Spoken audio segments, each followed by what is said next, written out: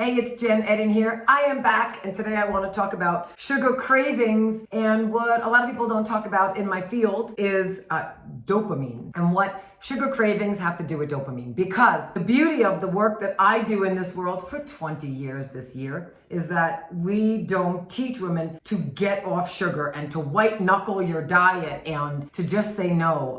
I find that does not work over time. But what I do teach is how to find other ways to get the same rise, the same hit, the same dopamine excitement, yes, that you get from eating sugar. Because what people don't realize is you feel down, you feel sad, you feel a little stressed out. And so you'll eat sugar, you'll grab, I always say these protein bars because they really are glorified candy bars, soda, these energy drinks, a Starbucks latte, yogurt will do this, protein bars I had said, bread does this, chips will do this, right? These processed foods.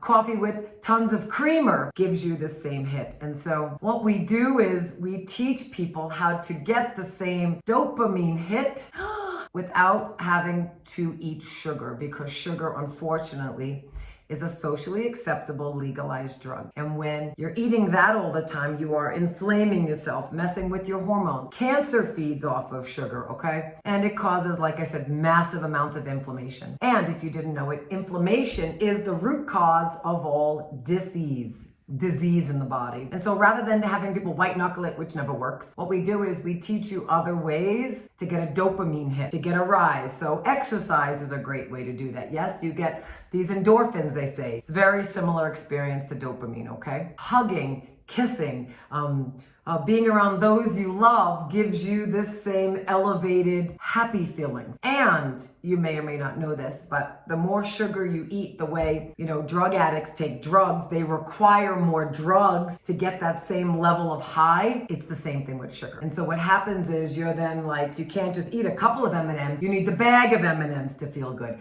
It's not just one little bite of ice cream. Yes, you need a half a pint or a pint, that's what I used to eat, of ice cream. And so what we do is we actually start to help the brain heal so that you don't need these large hits from sugar to get this rise out of you, this high, this feeling of feeling good, even though it hurts you on the back end. So if that's you, just know you could even Google, I love it, or find other videos on dopamine and how to get that naturally. But I mentioned a few, and just know if you have wicked sugar cravings, that what you're really addicted to is this high that you're getting. Because if you ate sugar and you threw up, true story, or you just felt so sick immediately, you would have a negative reaction and you wouldn't be going for it. But because it tastes good and we get this happy high and we feel like life is good in that very brief moment that we're eating it, we keep the cycle going. So let's get dopamine hits in other ways.